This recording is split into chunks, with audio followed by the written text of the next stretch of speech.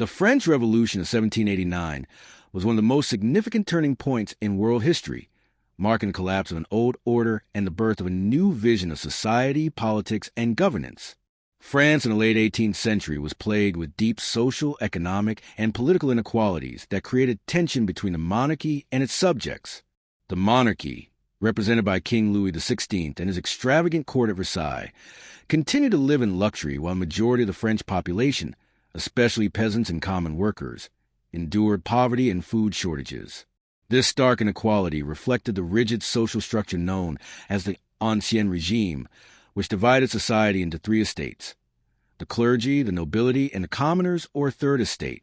The first estate, composed of the clergy, and the second estate, consisting of the nobility, enjoyed numerous privileges, including exemptions from many taxes, while the third estate carried the burden of taxation. By 1789, widespread frustration had grown against these inequalities, combined with financial crises caused by costly wars such as the 7 Years' War and France's support of the American Revolution. The monarchy had accumulated enormous debt, and its attempts to raise taxes triggered resistance from both nobles and commoners. Intellectuals influenced by the Enlightenment, such as Rousseau, Montesquieu, and Voltaire, also encouraged people to question absolute monarchy and demand liberty, equality, and fraternity.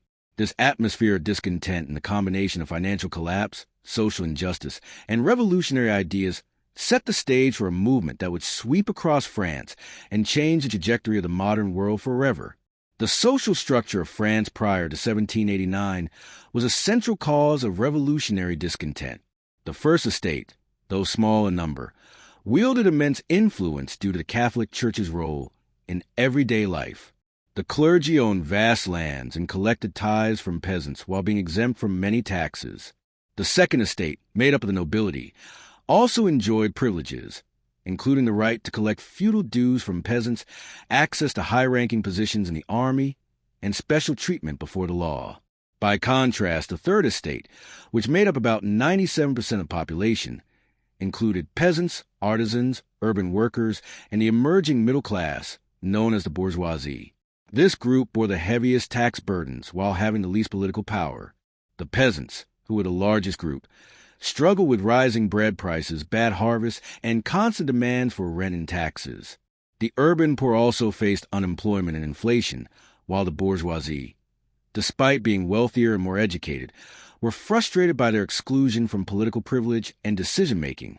Enlightenment ideals had awakened in them a desire for equality, meritocracy, and representation. The unfairness of the system was increasingly visible and intolerable, especially when combined with the lavish lifestyle of the monarchy and nobility. As tensions mounted, members of the Third Estate began to see themselves as representatives of the nation's true interests, which would eventually lead them to challenge the old regime. The rigid structure of estates, intended to preserve order, instead generated the revolutionary energy that would ultimately bring it crashing down. Another critical factor leading to the French Revolution was a financial crisis that overwhelmed France in the 1780s. The monarchy had accumulated an enormous national debt due to years of extravagant spending and costly wars. The 7 Years' War, 1756 to 1763, had already drained French resources, and although France's intervention in the American War of Independence helped weaken Britain, it placed a further financial burden on the French state. By the late 1780s, the government faced bankruptcy, unable to raise sufficient revenue to cover its expenses. Attempts to reform taxation by finance ministers, such as Jacques Necker and Charles Alexander Calonne, failed because the nobility resisted losing their tax privileges. The king's inability to implement meaningful reforms eroded confidence in the monarchy's competence. Meanwhile, bad harvests in 1788 and 1789 created food shortages, leading to soaring bread prices and widespread hunger. Since bread was a staple diet for most of the population, even minor increases in price had devastating effects on poor families. The discontent grew not only from hunger, but also from perception that the wealthy classes remained insulated from hardship, while the poor bore the consequences. The Estates General was called in 1789 largely because the monarchy could no longer manage the financial crisis alone. Ironically, What was intended as a measure to solve the kingdom's fiscal woes instead ignited political demands and debates that spiraled into revolution. Thus, economic failure, combined with social injustice, made the French state unstable and ripe for radical change. The Estates General of May 1789 was a pivotal moment in the unfolding of the French Revolution. The meeting was summoned by King Louis XVI for the first time since 1614, signaling the gravity of the crisis. Each estate traditionally had one vote, which meant the clergy and nobility could outvote the Third Estate despite representing only a small minority of the population. The Third Estate, frustrated by this unfair system, demanded more equitable representation and voting based on headcount rather than estate.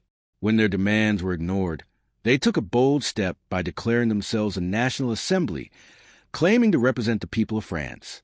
This was a revolutionary act, as it challenged the king's authority and the legitimacy of the old order. On June 20th, 1789, members of the National Assembly swore the famous tennis court oath, pledging not to disband until they had created a new constitution for France. This oath symbolized their determination to establish a new system of governance that was based on popular sovereignty rather than privilege. Though initially met with resistance from the king and nobility, the momentum of the National Assembly grew as more clergy and nobles defected to their side. The Estates General, meant to solve financial problems, instead became the birthplace of a political revolution that questioned the foundations of monarchy itself. The establishment of the National Assembly represented the beginning of a process that would dismantle centuries of entrenched hierarchy and usher in a new vision of political power grounded in representation and equality. The storming of the Bastille on July 14, 1789, became one of the most iconic events of the French Revolution. The Bastille was a medieval fortress in Paris that had come to symbolize royal tyranny and oppression, even though by that time it housed only a few prisoners. When rumors spread that the king was preparing to suppress the National Assembly by force, Parisians rose in anger and sought weapons to defend themselves. A large crowd gathered outside the Bastille, demanding gunpowder stored there. After tense negotiations, fighting broke out between the citizens and the fortress guards. The capture of the Bastille was both a symbolic and practical victory. It provided arms for the people while sending a powerful message that the monarchy's authority could be successfully challenged. The fall of the Bastille electrified not only Paris, but also the entire nation.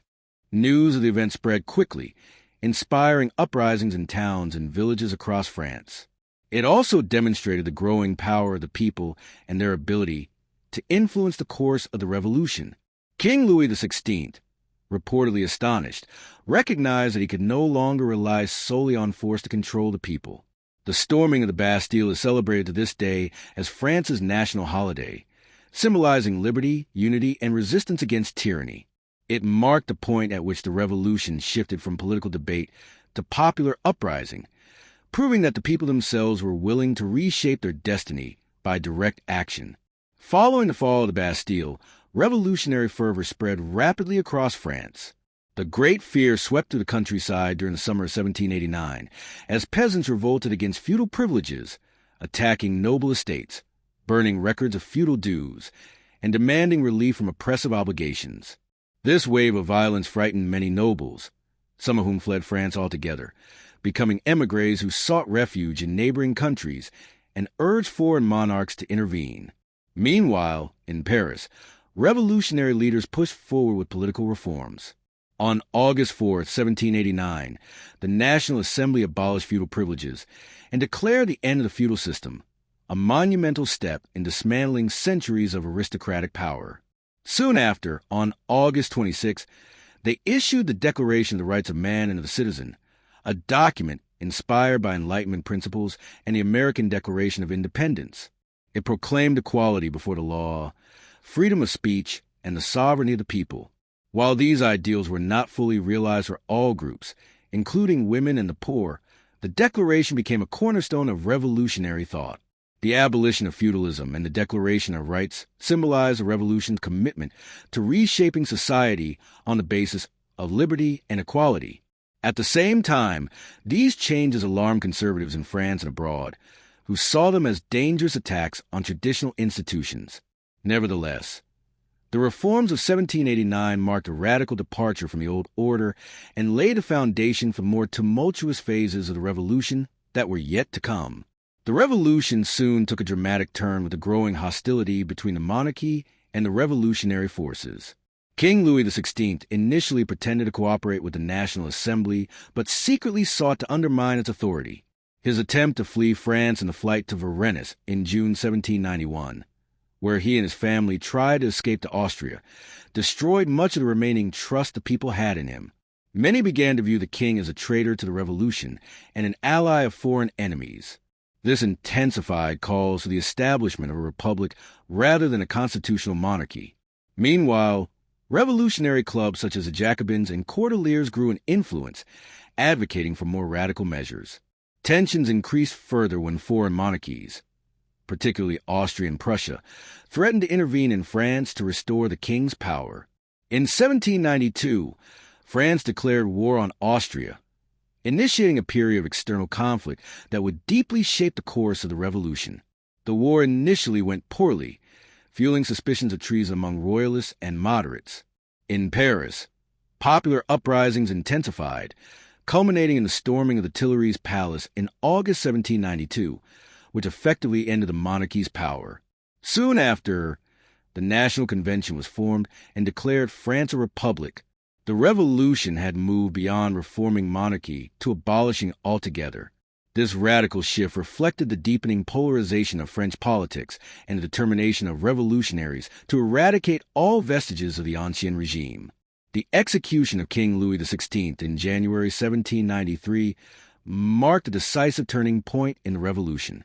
After being tried and convicted of treason, the king was sentenced to death by guillotine, an act that shocked Europe and provoked outrage among monarchies. His execution symbolized the end of absolute monarchy in France and the triumph of revolutionary justice, but also intensified the threats facing the revolution. France was now at war with a coalition of European powers determined to crush the republic and restore the monarchy. Domestically, revolutionary leaders faced growing challenges from internal uprisings, such as the Royalist rebellion in the Valais region, and divisions among political factions. The Jacobins, led by figures like Maximilien Robespierre, emerged as dominant voices, advocating for strong measures to defend the revolution. They established a Committee of Public Safety, which took control of the government, and implemented radical policies to ensure survival against enemies at home and abroad. The revolution entered a more violent phase, as fear of counter-revolution led to harsh measures and increasing use of the guillotine. The king's death was not merely a symbolic act, but also a catalyst that propelled the revolution into its most radical and controversial period. It demonstrated that revolutionaries were willing to break completely with the past, no matter the cost, in order to forge a new political and social order. The period known as the Reign of Terror, 1793 to 1794, was one of the most infamous chapters of the French Revolution. Under the leadership of Robespierre and the Jacobins, the Committee of Public Safety sought to root out counter-revolutionaries and ensure loyalty to the Republic. Revolutionary tribunals were established to try suspected traitors, and thousands were executed by guillotine, including prominent revolutionaries such as Georges Danton and Camille Desmoulins, as well as Queen Marie Antoinette. Fear and suspicion dominated public life, as even minor criticism of the government could lead to accusations of treason.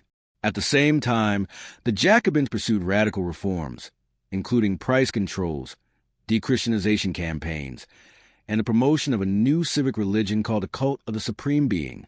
Despite the violence, the Reign of Terror succeeded in mobilizing the nation against foreign invaders and quelling internal revolts, allowing France to survive as a republic. However, the climate of fear and Robespierre's increasingly authoritarian rule led to growing resentment. In July 1794, Robespierre himself was arrested and executed during the Thermidorian reaction, which ended the Reign of Terror. This episode highlighted both the potential and the dangers of revolutionary zeal. While it defended the revolution during its most perilous moments, it also revealed how ideals of liberty could be undermined by extremism and paranoia. The Reign of Terror remains a controversial legacy of the French Revolution, symbolizing the fine line between revolutionary justice and tyranny. The aftermath of the revolution saw France struggling to find stability while continuing to influence the wider world.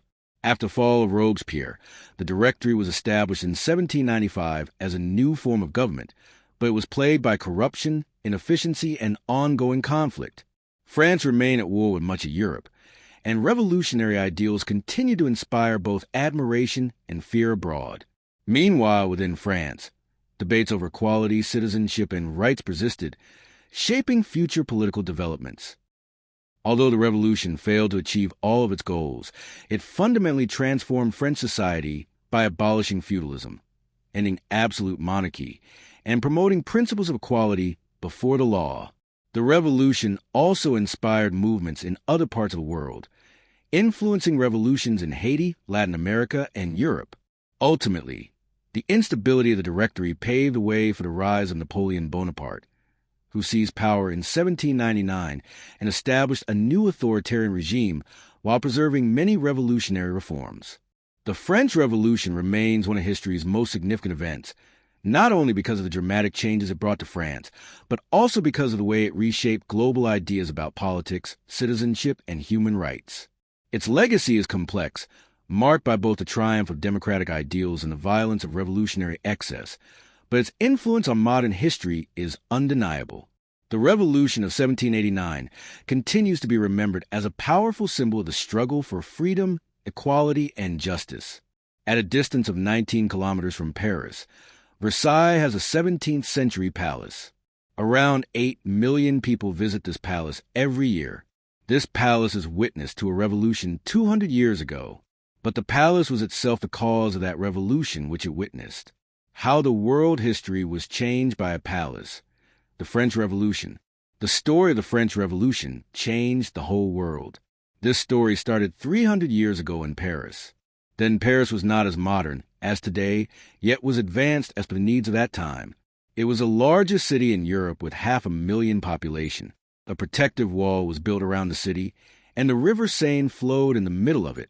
Traveling the city was either through boats or the buggies and oxen carts plied on the roads. The rich would travel in the palanquins carried by the slaves or the servants. At a distance from the city, a dense forest where King Louis XIV would go hunting. At Versailles, where one was a village, the ancestors of Louis built a bungalow. The young king would take a rest in the same bungalow when he went hunting in the forest. Besides hunting, Louis had two desires he would think of meeting them all the time. Firstly, he wanted to do a feat which would elevate France and entire Europe. Secondly, to control his courtiers who were all the time conspiring to throw him down. Reflecting on them, a plan came to his mind which would serve his purpose without causing any loss. Louis XIV decided to build a grand palace at the bungalow site. He wanted to finish the palace on the Greek arts because it was the medieval age in Europe, the Renaissance, when Greek art and culture were reviving in every household. Many European sculptors and painters were following the Greek arts. Louis XIV, as a great fan of the Greek arts, faced no problem in getting the services of the experts in Greek sculpturing and painting. So, in 1661, the construction of the palace began. Firstly, 15,000 workers through day and night toil got constructed a magnificent palace of 700 rooms. It also consisted of 2,000 fountains and 150,000 plants. Then the sculptors and painters filled it with countless statues made of gold, silver, and price stones and colorful paintings. Walls and even the ceiling of every room of the palace were decorated with paintings and fascinating carvings and designs. The paintings and sculptures exhibited the Greek gods and goddesses and the persons of the French royal family. Many historical events were also portrayed in a very delightful manner. So, the palace reflected the aspiration of the king, who wanted to make the palace a great site of Greek art. Even today, the palace is acknowledged as a masterpiece of the Renaissance. The grandeur of the palace was not confined to Greek art, but the costly articles placed in were even more magnificent. The golden clocks were installed, and one was such that would take out the king's statue after every hour and an angel crown it. When this palace was opened for the residence of the royal family, in 1682, kings, princes, and nobles from all over Europe came here and were subdued by its grandeur and magnificence. Some of them were so impressed that they returned to their home country and got replicas of that palace. For centuries, the work on the Versailles Palace continued in Europe, but no exact copy of that palace could be created. Versailles Palace was as good an identity of France as the Taj Mahal to India.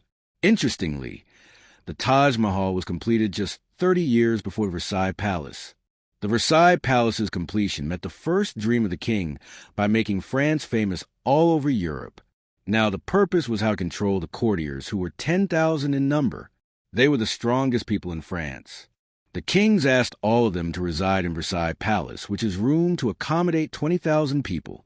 When the courtiers lived in the palace, the king engaged them in parties, hunting, and other pastimes. Now, these people were before the king, and his spies were also keeping an eye on them. The courtiers were spending a luxurious life, but the king also did not lag behind. A historian, Stephen Clark, has made an astonishing claim about the king. In the book, The French Revolution, What Went Wrong, he wrote that when the king would go to the bathroom in the morning, his courtiers would stand on the way to take his glance. It was such an honor for them that they would pay the treasury to have a look at the king. You would not believe that the courtiers paid the public treasury 200,000 livres in the value of French currency at that time. It was an amount worth purchasing 1,000 houses. These were the bearings of the royal palace, which engaged the courtiers and the king in luxuries, and the king's purpose was met. The scheme of Louis XIV succeeded, however, France paid heavily for it. The construction of the palace and the expenses on it emptied half of the French treasury. Over it was the constant spending on it. That is, all expenses on the dining, lodging, and luxuries of 10,000 courtiers were being met from the public money. These people would not pay a penny from their pocket. Consequently, the government was obliged to take loans to keep up the lifestyle and luxuries of the courtiers. The common man was to bear the brunt of the destruction of the public exchequer. The government did not have money to spend on the masses. Contrary to this, heavy taxes were imposed on the people to collect money for the treasury. So the residents of Versailles continued to be richer and the common man poorer. Consequently, the Versailles Palace, a symbol of the grandeur of France in Europe, became a center of tyranny for the people. Louis XIV in his lifetime failed to realize the boiling hatred among the people. He also did not make any significant effort to improve the life of the people. He ruled France for 72 years and died in 1715. His son Louis Dauphin and his grandson Louis Burgundy had died. Louis XIV was made the king at 4 years of age, and his grandson Louis XV was enthroned at 5. Obviously, how this 5-year-old minor was to rule. He was so young that the kings of other European states would take him on their lap when they visited France. You won't believe it. This famous picture reminds us of that time. In the picture, the Russian Emperor Peter the Great has taken the minor king in his lap. Louis XV was the king, and the courtiers at the helm of affairs knew the coffer was empty. They did not want to. The Russian Emperor Peter the Great has taken the minor king in his lap. Louis XV was the king, and the courtiers at the helm of affairs knew the coffer was empty. They did not want to tax the rich people to fill the royal treasury, but they thought of curtailing the expenses of the royal family. A partial austerity is adopted to reduce the deficit of the royal treasury a little bit. So, steps were taken to cut down the expenses, and some were so interesting that one of them was selling out half of the horses of the royal stable. So the horses were sold out. This news also reached the world-renowned philosopher Voltaire. He taunted that it was better to turn out half of the donkeys from the royal palace than sell out the horses. It was not the time of freedom of expression. The one speaks ill against the government, and it keeps cool. For criticizing the government, Voltaire was earlier twice put into the notorious Bastille jail in Paris. When he termed the courtiers donkeys, this was also communicated to the caretaker. The caretaker ordered the soldiers in fury to produce Voltaire before him. The soldiers brought Voltaire before the caretaker, who said, "Voltaire, you jeer the courtiers by calling them donkeys. I will show a thing which never saw before." Voltaire said, "His Excellency, that is that object?" The caretaker said, "The basement of Bastille, which you were not yet imprisoned." The same day, Voltaire was put into the Bastille basement. But Voltaire remained undaunted, and even in the Bastille underground prison, he continued to target the government. He remained in prison for a year and continued writing during that period. Anyway, the French government did not any benefit from selling the horses and the detention of Voltaire. The inefficient courtiers made the situation so much worse that even the servants of the Versailles Palace became work-shy. They abandoned cleaning the palace, where heaps of filth and dirt became everywhere. It was to the extent that people dumped garbage in the fountain ponds. By the time Louis XV grew up to exercise power, the dignity of the royal family had been ruined to dust. Despite all that, Louis XV did command the love of the people. People hated courtiers and the rich, yet they loved the king. It was due to lack of education on their part, as in Europe. The king was venerated as a reflection of God. Therefore, he should be respected under all circumstances. That is why the French deeply loved King Louis XV and called him Louis the Well-Beloved. The popular love for the king could be gauged in the fact that at 34, he fell seriously ill, so ill that his survival did not seem possible. When people knew that their king was sick, they came out on the streets mourning and crying. The candle lighting was carried out in churches across France, and people supplicated for his health, crying and weeping. When the king recovered, people were overjoyed, sloganeering in the streets of Paris that the king has regained health. The person who brought the news of the king's recovery was hugged so tightly by people in joy that he was about to die. However, despite such immense public love, Louis XV turned out to be an inefficient and incompetent ruler. Instead of attending to the welfare of the people, he indulged himself in luxuries and carefree life. He would often enjoy merrymaking and hunting, and the number of women in his bedroom also increased. His debauchery gradually turned people against him, since the official surveillance was strict and the spies would take note of the public mind to see anyone speaking against the king. Therefore, people were reserved about publicly opposing the king.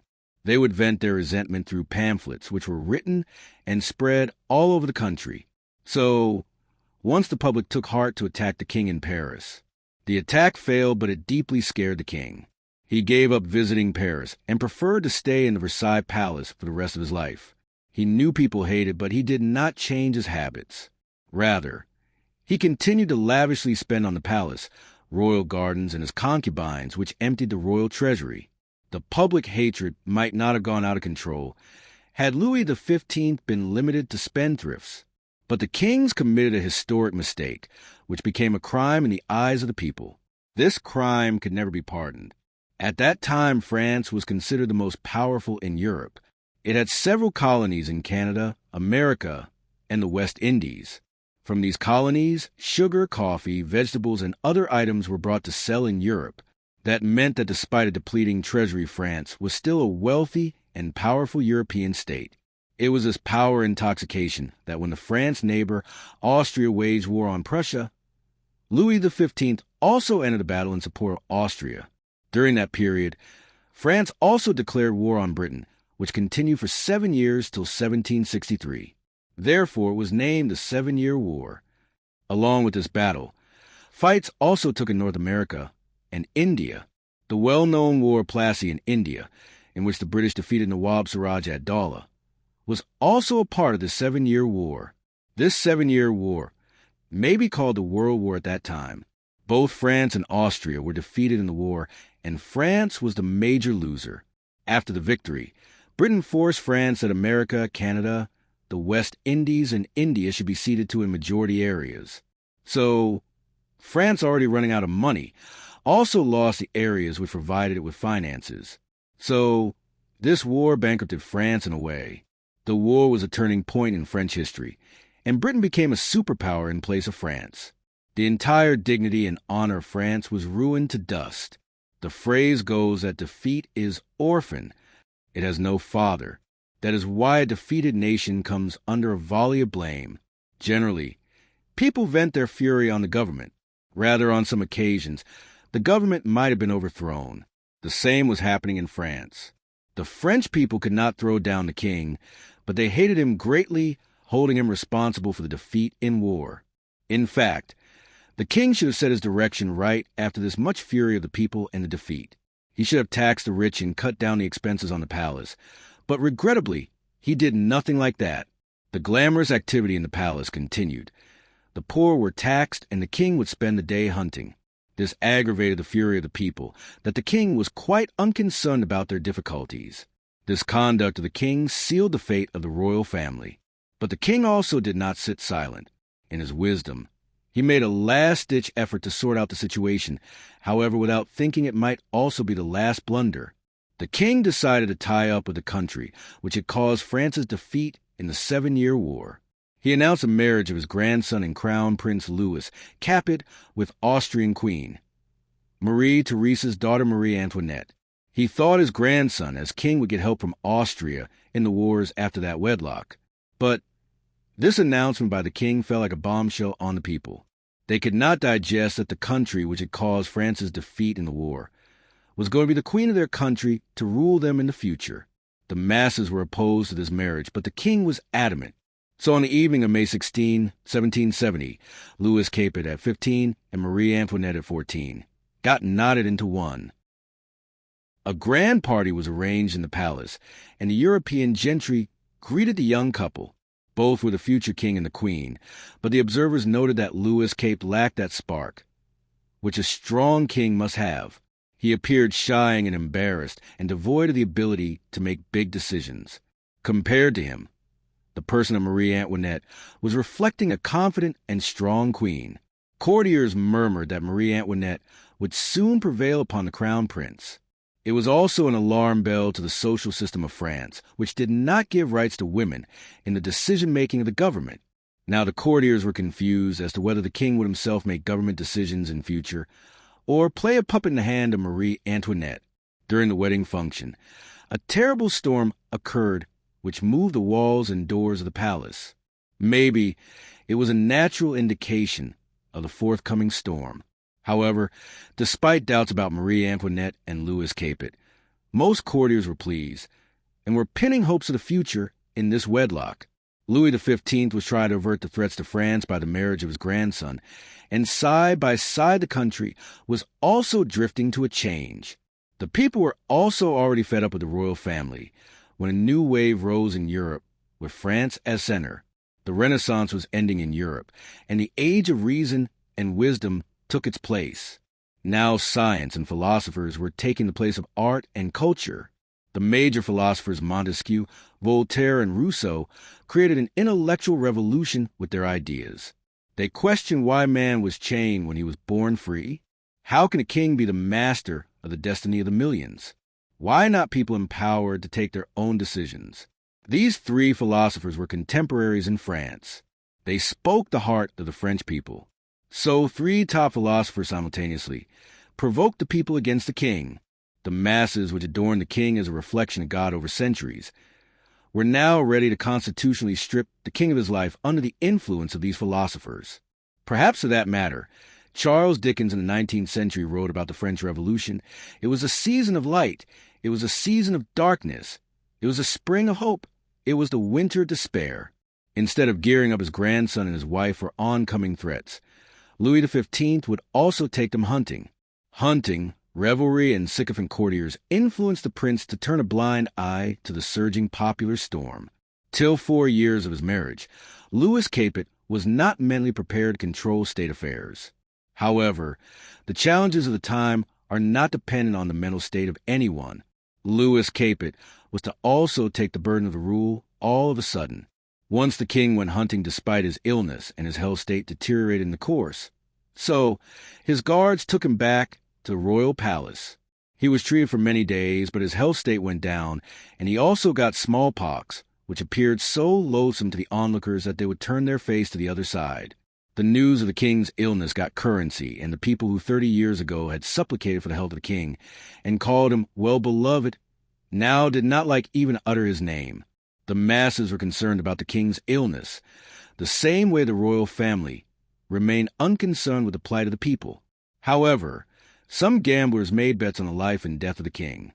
The gulf of hatred and distance between the subjects and the royal family was never so visible before as it is today.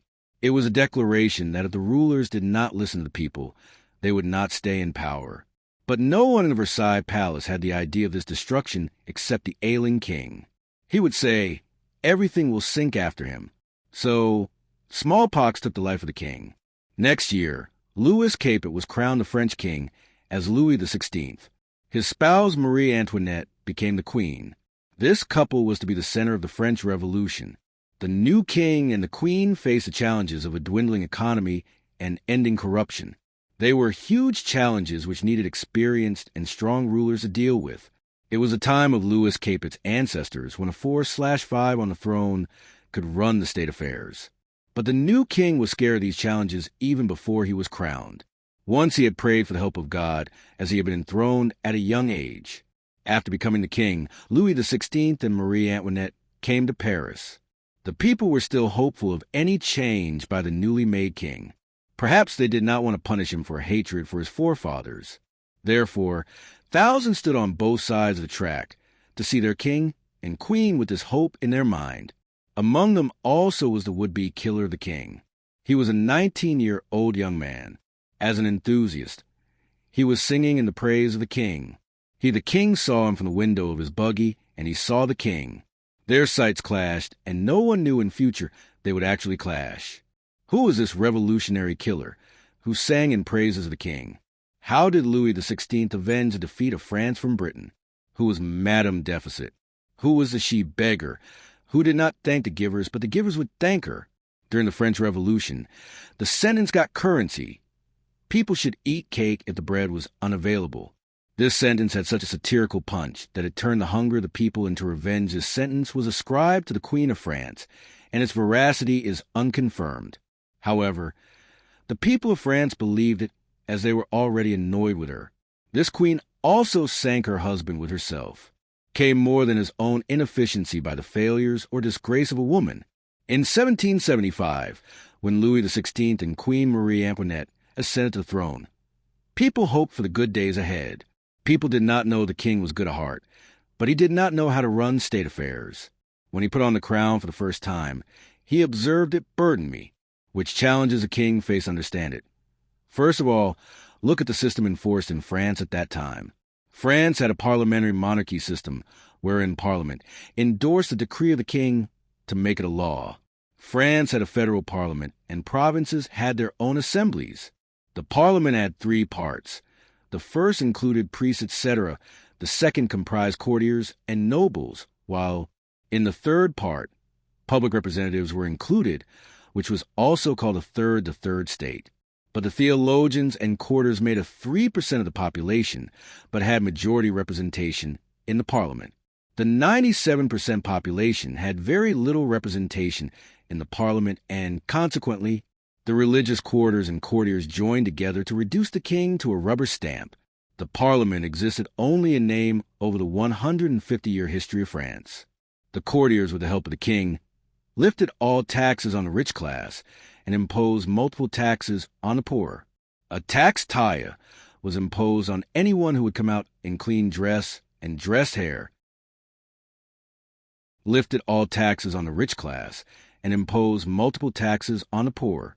A tax taille was imposed on anyone who would come out in clean dress and dressed hair. Therefore, people would prefer to stay untidy with disheveled hair, so they would wear rags all the time. Another was a salt tax payable by everyone from the age of 8. These and similar other taxes meant the masses. In this situation, the new king made huge announcements to provide relief to the people. First of all, he refused to accept bounties from the people and announced the adoption of austerity and simplicity. He also restored provincial assemblies and freed the farmers who were slaves to the landlords at some time. The king appointed one in Robert Jacques to go as finance minister for tax reforms. He reduced taxes on the poor and somewhat imposed taxes on the rich. However, a woman became a hurdle in his way. She was called Madame Deficit. The woman was the Queen of France, Marie Antoinette. Marie Antoinette proved a highly profligate queen, but the king was not an exception in developing her habit. It was the case from day one. Relations between the king and the queen were bad. The king even did not like to see the face of the queen. He had no idea that the life of the ruling couple was public property and affected the people. Due to her idiocy, the king left the queen to her own. As a result, the queen found refuge in new fashions and money show-offs to drive away the pain of his faithlessness. It goes that no other than Marie Antoinette was the most fashionable queen in French history. In the morning, She would take hours to make her hair and select dresses to wear. She had a different hairstyle every day and changed her dresses many times a day. The best of the best dresses were prepared for her, and she would also lavishly spend on her jewelry. Once she had earrings studded with 6 diamonds. These earrings were valued at 460,000 pounds in the present-day currency. It was more than 75 million in Pakistani rupees. The queen had a good liking for gambling and would lose even her valuables and jewelry in stakes. She lost 400,000 pounds just in a year. When Marie Antoinette did not find peace of mind from ever-changing fashions and gambling, she thought of getting an escape from the palatial life and got a bungalow at a distance vacated and began to stay mostly over there. It was a blunder on her part, as in France the queen was required most of her time in the palace and remained socially linked with the courtiers. When she did not do it, the courtiers got annoyed and got her surveillance to know why she hid herself in the bungalow. When the queen realized intelligence was on her, she got shutters on the windows to prevent peeping from outside. Now the courtiers were certain something was fishy. So, in the first place, various stories about the queen were concocted and then conveyed to the public through the servants. The people already disliked the queen, for she was from Austria. France had lost the 7-Year War due to Austria. When the royal family's tales reached the public, they made them highly exaggerated. It was said the queen had objectionable relations with her servants. The queen was hugely defamed by her scandal with a Swedish politician Axel von Furon. The imaginative images of the queen's dissipation were printed and sent to every house. The blood of the people boiled in rage on hearing the name of the queen. However, not all against the queen was true, as things get much currency in the time of revolution, which does not happen in normal circumstances. Since the queen was fully disconnected from the public, therefore, she failed to assess the hatred of the masses against her. And even if she had any, she paid heed to it and continued with her delightful activities. Being fed with the bungalow, she got the palace altered with a small village in it. Like people like to live in huts, she would also spend days in that village. However, the people made it spicy news to prove it was another step by the queen to add to her luxuries. The people's hatred for the queen could be assessed from an event when she pictured herself with a floral in plain white clothes.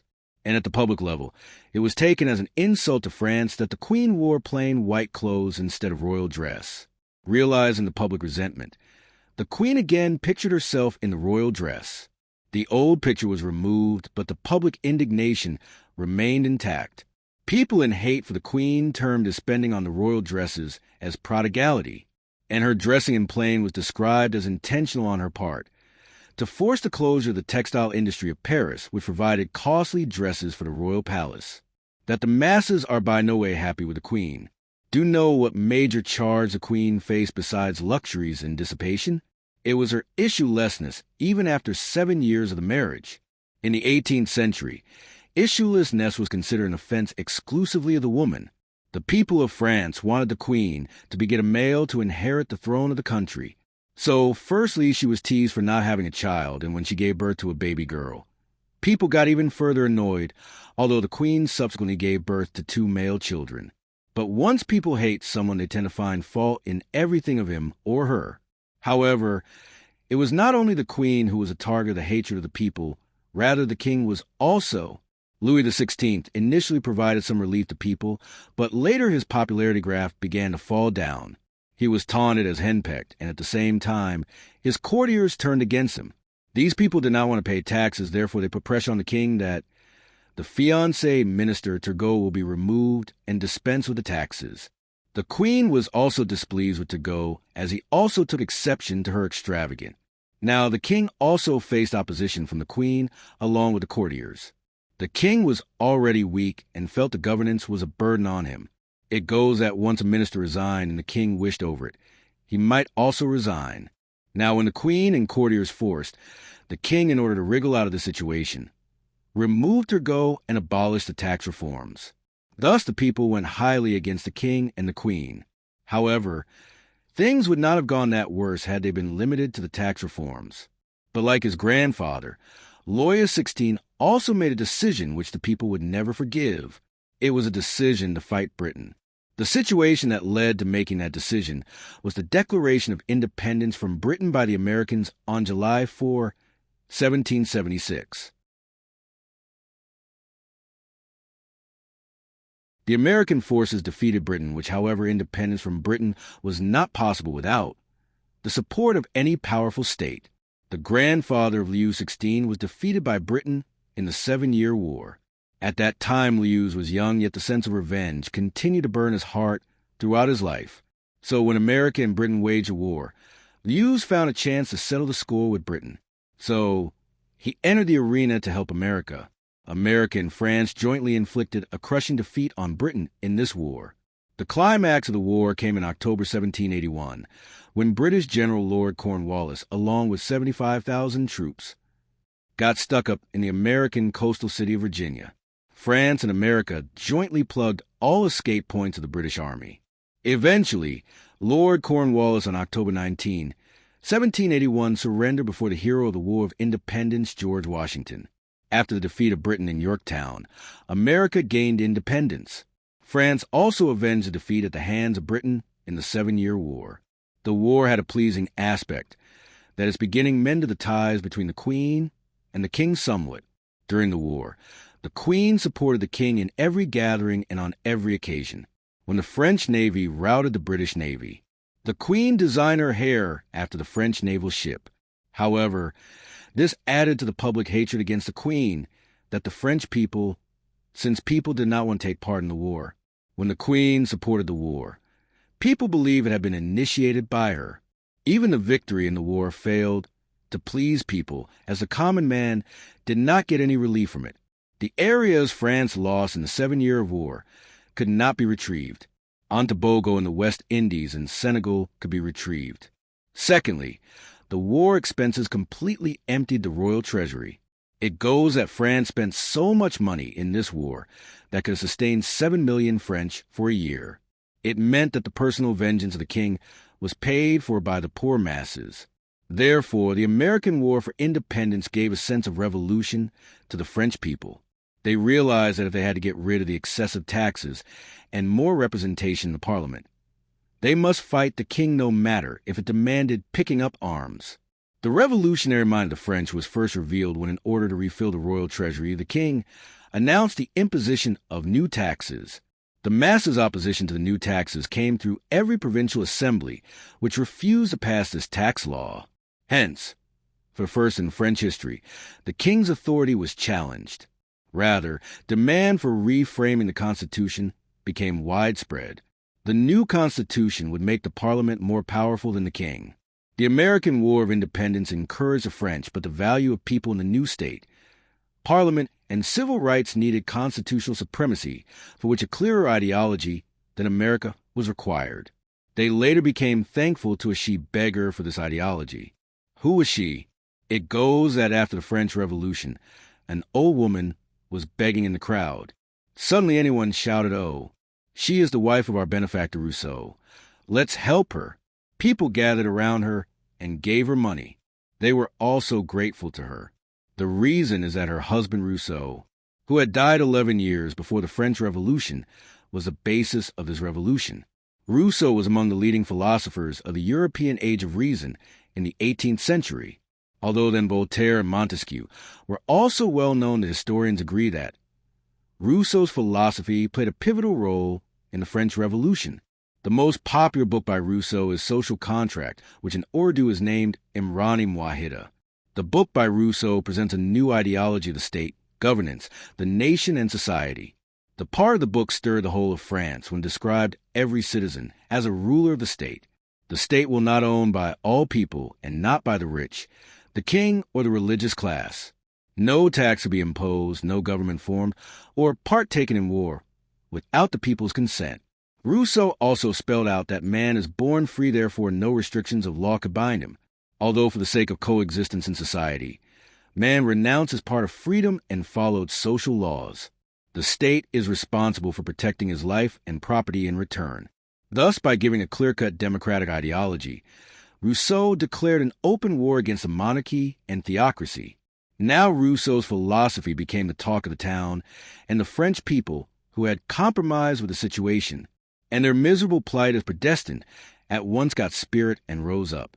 The people realized that they could be masters of their destiny. The sense of rising from servant to master was new and strong in them. The starving faces cheered up, and the people began to plan the revolution. Among the spirited youth was also the person who once had eulogized a king in his poems. He also had to come before the king as a murderer. In future his name was Maximilien de Robespierre. He was a lawyer and had no match for himself in oratory in France.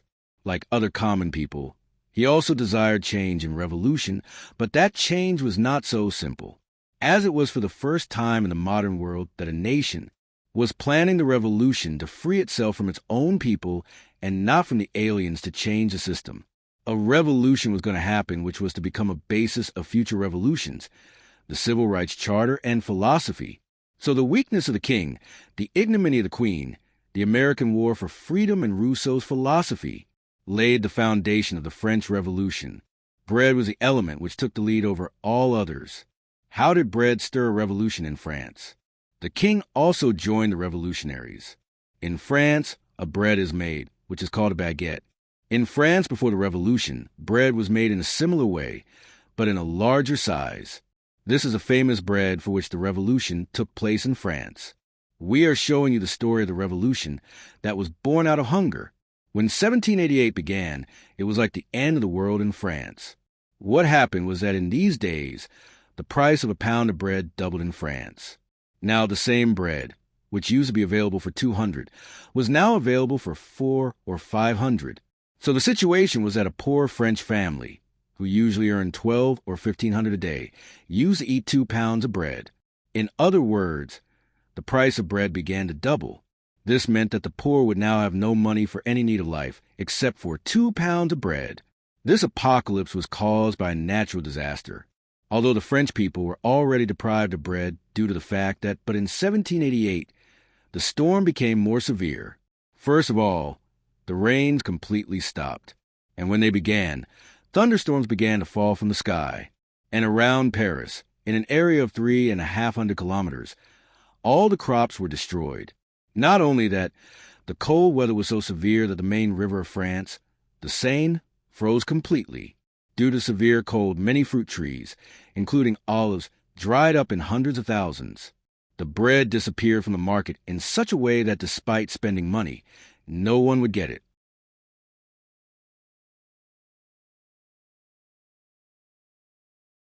In the whole of France, there were long queues outside the bakeries. People would leave their work for a loaf of bread and stand in the queues. They would buy expensive bread. But did they know how the bread they got was like? The bread was made from flour filled with mud and worms. The bread was made from flour filled with worms. It was painful to eat. But people were fighting like animals for this dirty, smelly, and diseased bread. But the bread would soon run out of the bakeries. So to get this bad bread, people would push each other. Then the matter reached a head-to-head. There were massacres. And finally, the hungry people claimed the bakeries. In the whole of France, thousands of bakeries were looted. People were going crazy for bread, and the search for bread eventually forced the people to revolt. The people were angry that they were starving to death, while the rich had stock wheat in their homes. In many places, the rich people were earning money by selling wheat at a higher rate than the market. The hunger and oppression of the people finally revolted against the rich. In many places, it was announced that the people should loot the rich people's homes, because the poor are starving to death, while the rich have lots of wheat in their warehouses. Therefore, large groups of the people attacked the rich people's homes and started looting. The purpose of the people was only to get food. But the problem with aggression is that it cannot identify the right and wrong person. The people did not realize that a large number of robbers and thieves were also involved in the attack, and they were busy looting. This led to a terrifying game in every corner of France. Daily, drums were played in most of the villages and cities. Then a crowd of thousands would gather, and these people would roam all over the area. They would go in front of every rich man's house and ask for money and food. And if they did not get anything, they would start looting. Some people died in these attacks. However, most of the people were scared to death. They would hand over their food and bread to the rich. But of course, there was a price for food. The little bit of wheat stock that was left, when that was also finished with looting, then the rate of bread in the market doubled. And along with that, the people's hunger also increased. People claimed the markets. Thousands of people would take sticks and enter the markets and force the shopkeepers to pay 200 rupees for bread, and then without paying more money, they would loot the wheat or bread that they could get. The shopkeepers were so scared of this looting that the wheat markets were locked. In some markets, the army was stationed. The common shopkeepers left the people's reach. But obviously, the hungry people were somehow satiated. They started attacking the caravans supplying flour.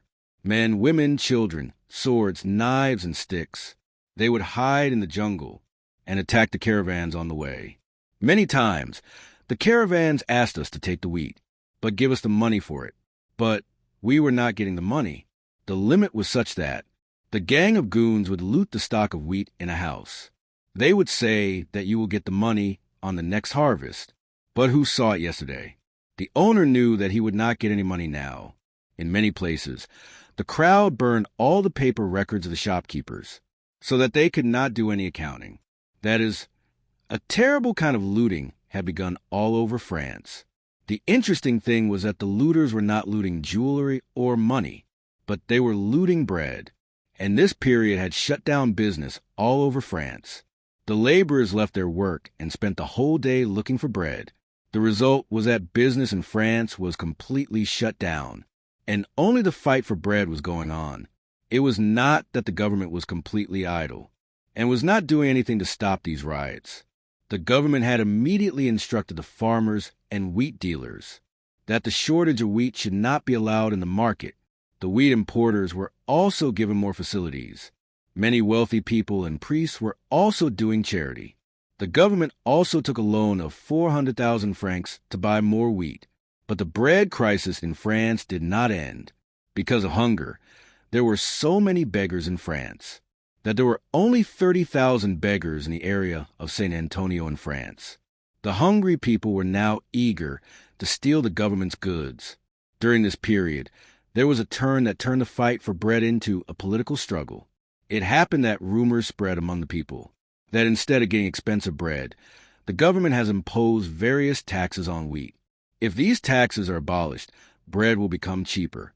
The people had already become addicted to the ideas of the Russians, and they thought that man was born free.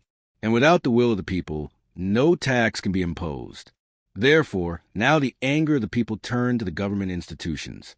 Such things began to become famous among the people, that the king is good, but his officers and courtiers are oppressing the people. That is, they are deliberately taking more taxes. Therefore, to teach a lesson to custom officials and other government officials, the people began to attack custom offices, magistrates, government clerks, and other government offices. People also looted the government stock of wheat. The goods of the government offices were thrown into the river by kicking in the wheels. Even jewelry and other valuables were looted from the houses of government officials and thrown into the wells. And do you know what happened? The people ordered the municipal committees to collect taxes in every area, and they were ordered that if they took any tax from the people, they would be punished. As a result, most of the people in France stopped paying taxes. In fact, some tax officers took advantage of the situation and began to corrupt. The salt trade in France was under the control of the government, and no one could sell salt except the government. But the government officials took advantage of the situation and illegally collected the savings of salt and tobacco in their homes. As the revolution progressed, the corruption also increased. When the people stopped paying taxes, the government forcibly tried to collect taxes. But this attempt was very expensive. The people were now ready to kill the tax officers. A 6-year-old son of an excise officer was stabbed in the neck and threatened. In another area, people gave the tax officers an ultimatum: leave the city in 24 hours or you will be killed. In France, the government used to seize the land of those who did not pay taxes. But now the farmers have also taken out their swords, and they used to give open threats that whoever has the courage should seize the land. In these circumstances, the government only had hope in the army that it could control the situation. But the effects of the revolution had also begun to show in the army. Many soldiers and junior officers were also wearing plain clothes and taking part in looting with the people. The army officers realized that there was no discipline in the army as before. An interesting incident in this regard was that the army officers came up with a plan to exercise their soldiers' discipline. They criticized a party of the paramilitary force, i.e. the National Guards and the army. They thought that in this way the soldiers would get along with each other, and unity would be created. But what happened in the party was the complete opposite of the will of the officers. All the soldiers participating in the party got drunk and fainted.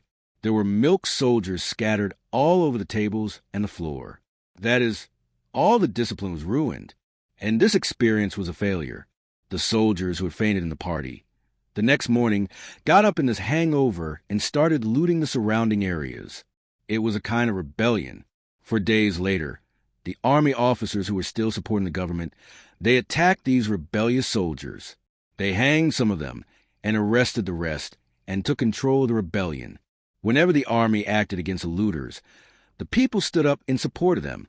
At one place, the army arrested some robbers who were attacking a government office in the guise of ordinary people. When these robbers were arrested, the people broke the jail and took them out. The army arrested them again and took them to hang them.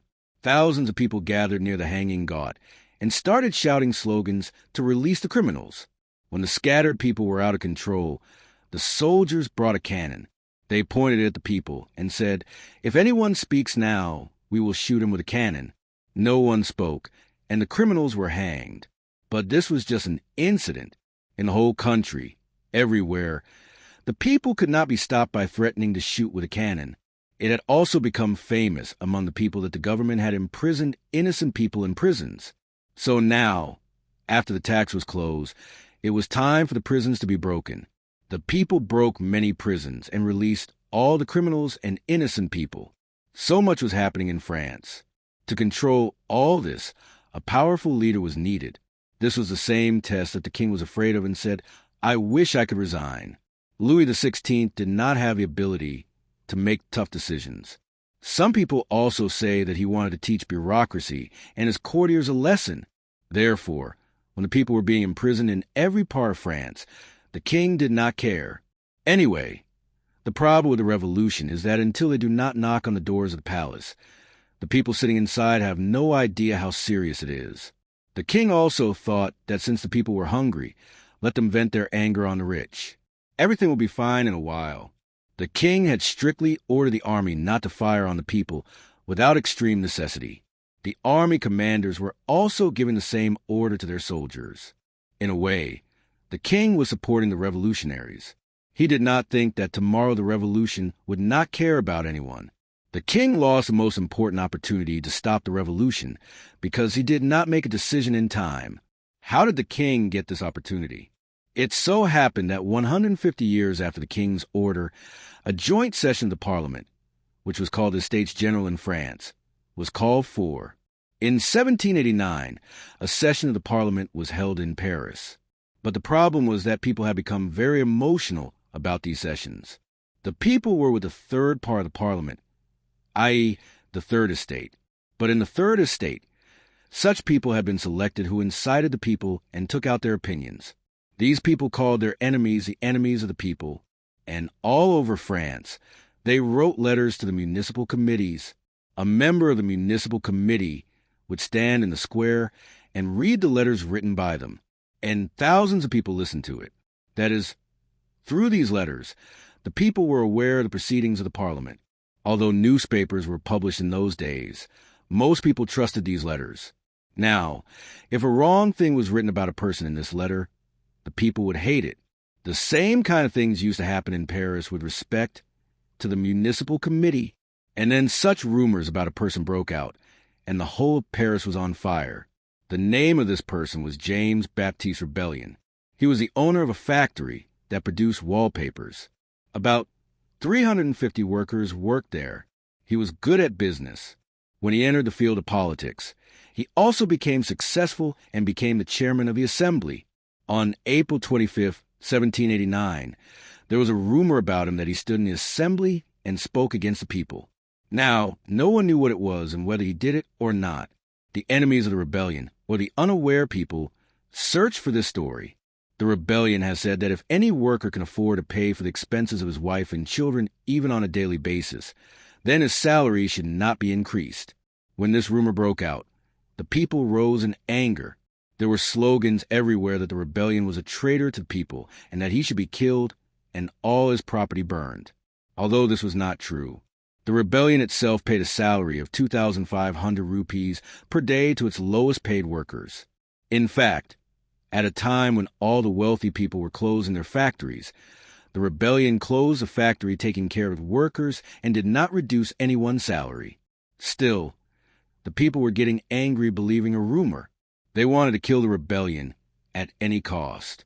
On Tuesday, April 28, 1789, a large group of drunk people, including robbers, headed toward the house of the rebellion. People had picked up sticks, knives, and pitchforks. On the way, the shops were closing down. Someone screamed and said, "The rebellion has been rebelled." There was a commotion everywhere. It seemed as if a disaster was going to break out in Paris today. The crowd went ahead and surrounded the house of the rebellion. The rioters also burned the statue of the rebellion in the square. Then they blocked the road and started stopping every car passing by. Along with the men, the women were also removed from the cars in order to raise the slogan, "Wake up, Third State. Wake up." Those who raised the slogan would be left, and those who made a little effort would be rejected. The crowd was also raising slogans against the rebels. If a rebel passed by, the routing would begin. People threw stones at the rebels. These people were constantly saying, "Today we are united. We should not be separated." The people were seeing that a great revolution was about to come, which was going to start with the destruction of an innocent house. The line that differentiates between revolution and disorder is very fine. And this line was erased today, and the revolutionaries had become rioters. 30 armed guards were present to protect the house of the rebellion. But what importance did they have in front of thousands of people? The rebellion itself had already fled from the house. Now its guards also fled. The crowd entered the house and then calmly broke the house. All the furniture and clothes were burned. Even the chickens of the house were thrown into the fire. People drank all the wine cans in the storeroom of the house, and dozens of people fell unconscious there. It was only then that it was found that 30 of them had died. Anyway, when people were beating bricks on the bricks of the house, 3 armies of the army reached the heads of the rebels. One army was on foot and a few horsemen. In the other army, there were 100 horsemen of the royal courts, and the Swiss guards were following them. The army had surrounded the rebels. When the crowd saw the army, they did not panic. Their courage had increased extraordinarily. Most of the people were drunk, and instead of running, they were challenging the army. When the soldiers asked the crowd to disperse, people started abusing them, and from the roofs of surrounding houses, they started throwing tiles and chimneys at the army. In response, the army also took up a position. In those days, the soldiers used to stand in a line and fire. The soldiers made 4 lines. They loaded their guns and aimed straight at the crowd. Then they heard the sound of fire, and the bullets started raining on the crowd. And suddenly, all the drunkards' intoxication broke. The bricklayers were helpless in front of the bullets. This was the first time in the French Revolution when the army fired on such a large crowd. If the French army had modern weapons, or the emperor had ordered them to crush the rebels at any cost, then on April 28, 1789, the same thing would have happened in Paris as the Chinese army did in Tiananmen Square in 1989. The purpose of the army was not to kill the rebels, but to disperse them. As a result, more than 200 people were killed and more than 300 injured. This number could have been in thousands, but most of the rebels were safe. When the army saw that the attack was not going away, it started firing bullets. People ran for it. But even after dispersing, these people did not sit in their homes in peace. In fact, they started looting the other parts of the city. Now the revolutionaries were ahead, and the army was behind them. Looting and firing continued all day. People attacked the rich people's homes again and again, and the Paris guards fired bullets again and again to stop them. Around midnight, some people looted a bakery and a meat shop. The food stolen from here was also distributed among some hungry women. At last, on the third day of the night, there was some peace in the city. The riots related to the rebellion continued for several days. After this fight, the slogan of the Third State had become popular everywhere. In the eyes of the people, the Third State was not just a part of the parliament. In fact, it meant the people. People now did not say the word people even in common language. Instead, they used the word Third State. Even if a beggar asked for alms, he would put his hat in front of people and say, "Have pity on the Third State." In other words, in France, alms were now being asked not in the name of God, but in the name of the people. This was also the beginning of secularism with the French Republic. In other words, the rule of the people was rising in front of the rule of the king and the church, but in a bit of a violent way. Whatever happened in Paris, it was clear that an open war had begun between the government and the people. No one was safe in Paris, but in the middle of Paris, there was a place where the inhabitants considered themselves very safe. This place was the royal prison of Bastille, the prison where the famous philosopher Voltaire was once imprisoned. Strong walls were built around the fort. The cannons were set up, and the armed soldiers were ready. Even a bird could not fly in this fort. But there was one thing in this fort that would bring the message of death to everyone associated with it. The guards of Bastille and the governor of the prison had no idea that nature had given them just a few more months. What was hidden in the depths of Bastille? What game was played in the tennis court of Paris? How did the thieves give weapons to make an army? How was that? All these interesting facts will be shown to you in the next episode of The Revolution of France. You are watching the story of the French Revolution. On the night of July 14th and 15th, 1789, a courtier of Louis XVI, Liancourt, woke up the king and said, "Your Highness, the Bastille has been captured." The king looked up and said, "Oh, so has a rebellion begun?" The courtier bowed his head in respect and said, "Your Highness, this is not a rebellion. It is a revolution. We will also tell you why the army had to be formed by buying weapons from the criminals. And who was the last hope of the French people? On July 16th, 1788, a carriage entered Paris, which was being pulled by 6 horses. Along with this carriage, there was also a horse-drawn army, which was removing the citizens from the way. The people of the city were surprised to see who was sitting in this carriage. This carriage stopped in front of a small palace in the central part of the city. The big people of the city were present to welcome the guests. The esteemed guests were accommodated in the palace. In the palace, the king was informed that the deputy of Sultan Tipu of Mysore wanted permission to meet, but the king refused to meet for a month because he himself was a victim of difficulties. In the last episode, we have shown you how the people stopped paying taxes. Just a month before the arrival of the deputy, in June, the people in the area of Grenoble forced the army to retreat by beating bricks. In the city of Rennes, the rebellion was first crushed by the army. Then 4 horse-drawn and 2 horse-drawn regiments were made permanent there, so that the revolutionaries could be stopped. The time of Tipu Sultan had come in July, and in August, riots broke out again in Paris. The revolutionaries first burned the statues of 2 ministers and then tried to burn their houses. After continuous rebellions, the king finally gave the people a chance to cool down. To cool down, he made 2 big decisions. If he had stayed in power, perhaps there would have never been a revolution in France. One decision was to make the former minister Jacques Snecker the chief minister again. Jacques Snecker was the people's favorite minister. He was very important in giving relief to the people and imposing taxes on the rich. When he was a minister of treasury from 1789 to 1789, he had established local assemblies all over France.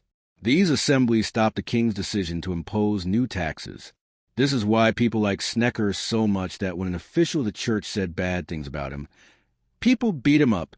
When a woman damaged a statue of Snecker, the women there tore his clothes and beat him to death.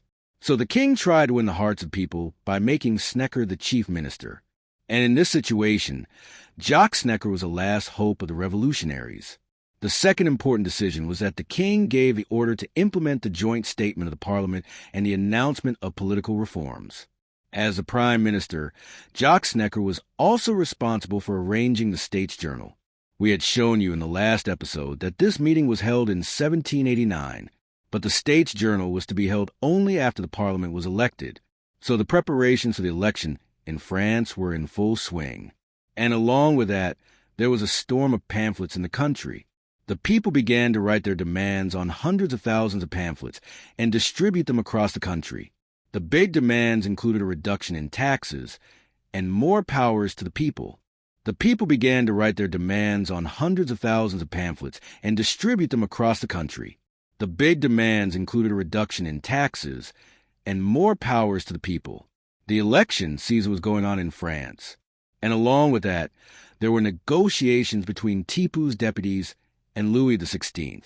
The deputies met the king and the courtiers and told them that if 10,000 French soldiers were given to Tipu's sultan, then he would expel the British from the subcontinent.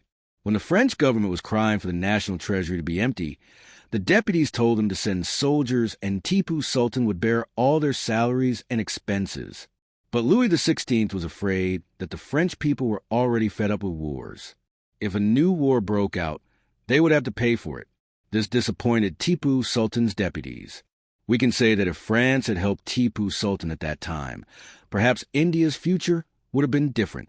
In November 1788, the king doubled the number of deputies of the third state, i.e., the people. Now, the total number of deputies in the parliament was 1214. Among them were 308 of the church, 285 of the Umrah, and 621 of the third state. The number of voters was 60 lakhs. But then the votes were stopped from being given to domestic workers and performers. In Paris, it was banned to vote only for those who had a government job, a university degree, or who paid 6 shillings annual tax. Therefore, 12,000 voters in Paris were unable to vote. Most of the voters in Paris were domestic workers and performers. The result of this ban was that the number of voters decreased from 60 lakhs to 50 lakhs. But this number was still very high.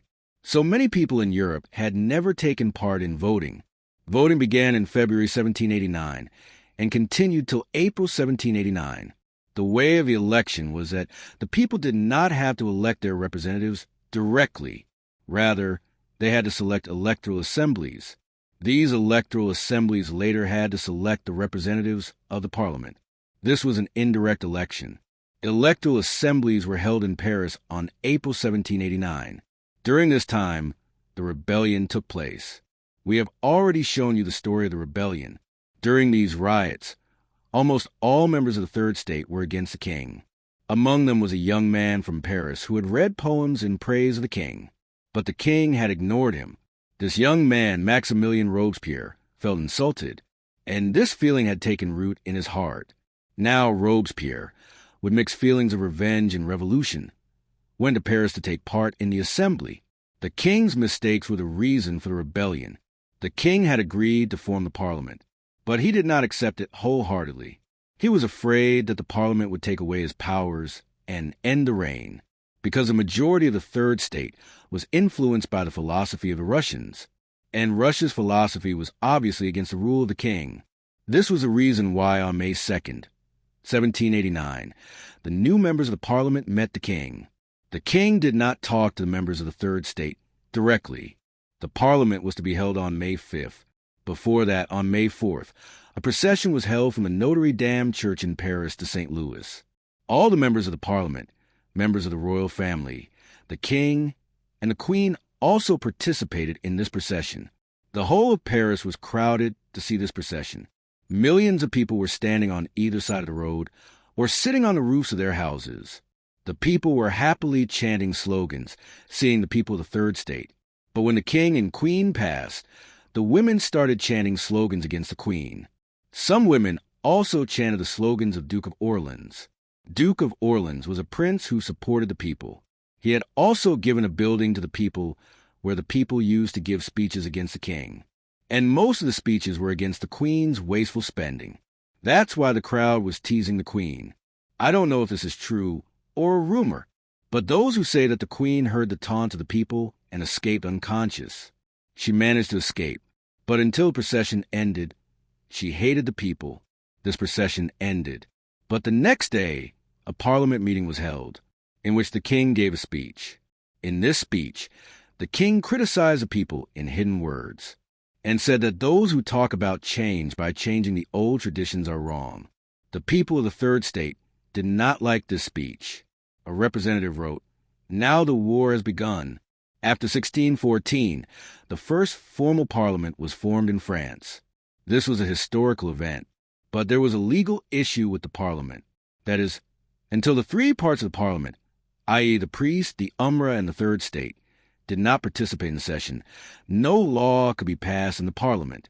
The king took advantage of this law, and on its signal, the priests and the Umra both boycotted the parliament meeting.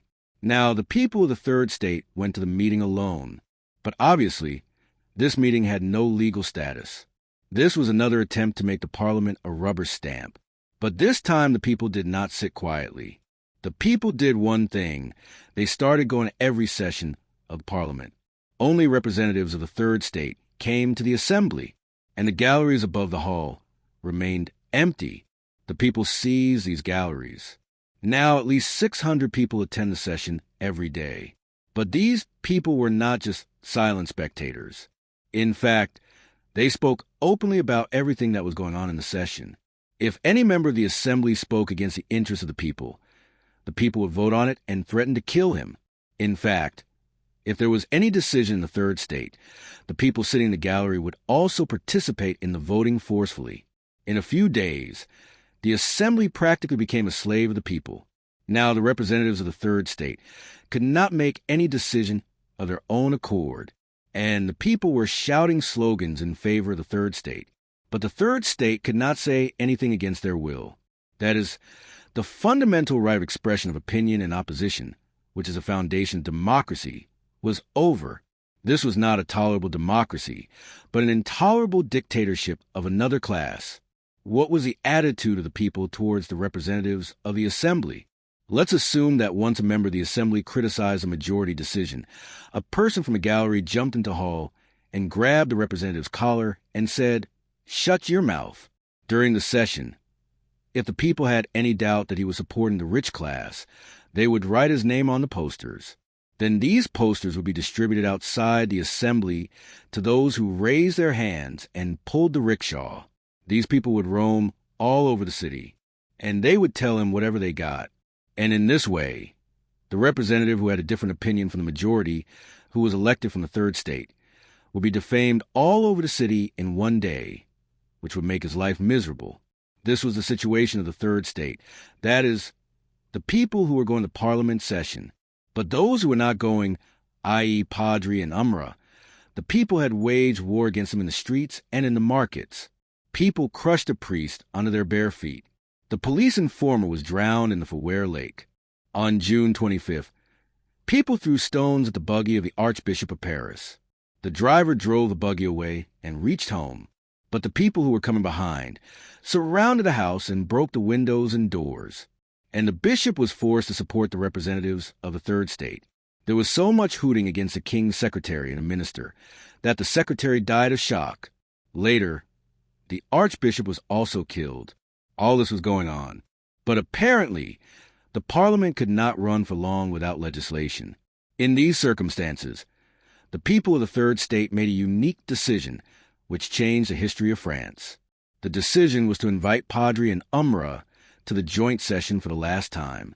And if they do not participate in the session, the third state will be appointed as the assembly and a new constitution will be adopted. And the legislation will begin. That is, the remaining two parts of the parliament, Padri and Umra, will be removed from the parliament. Therefore, Padri and Umra were invited to the session for the last time. But very few Padri and Umra came to the session. Now the third state had no choice but to take action. Therefore, on June 17th, the third state declared itself as the National Assembly and announced all powers in its control. On June 20th, the new National Assembly was to hold a conference. But when they reached the Assembly Hall, they saw locks there. They went to a tennis court near the Assembly Hall and picked up the seal there. This seal is called the Tennis Court Oath in the history of France. Consider that the importance of the Tennis Court Oath, which was signed by the United States on June 3, 1947, for the establishment of Pakistan and India, is equally important for France. With the tennis court oath, more than the emperor, public representatives had become powerful in France. Many Umra and Padri also joined the new assembly. The emperor had to accept this new assembly, but in reality, he considered the assembly his enemy. Therefore, the French army surrounded Paris on the emperor's order.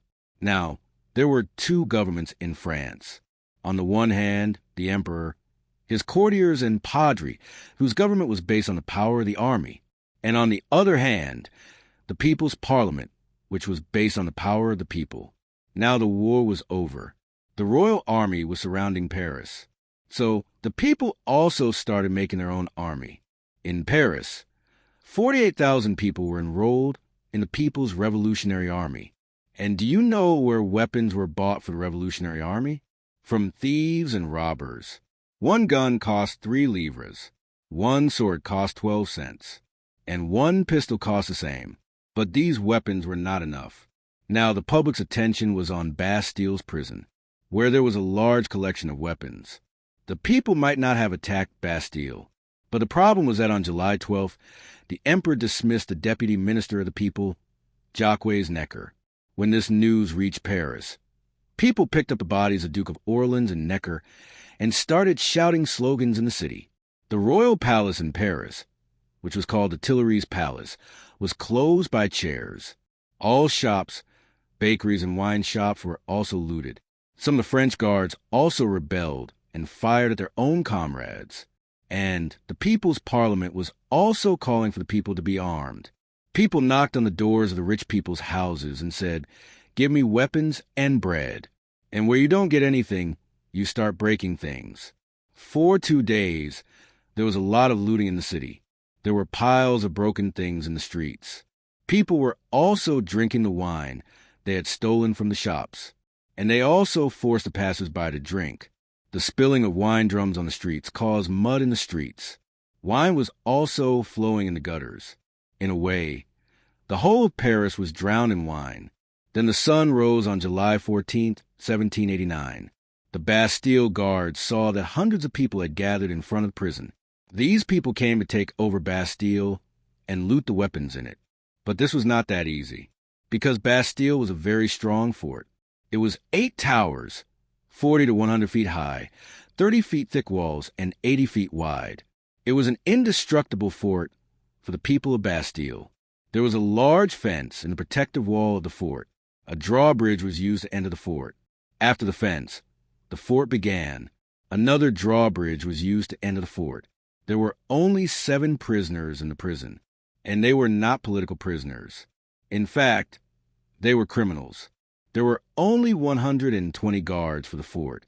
Most of them were old and retired soldiers. The number of people gathered in front of the fort was about 900, but thousands of people had gathered in the streets to watch the spectacle.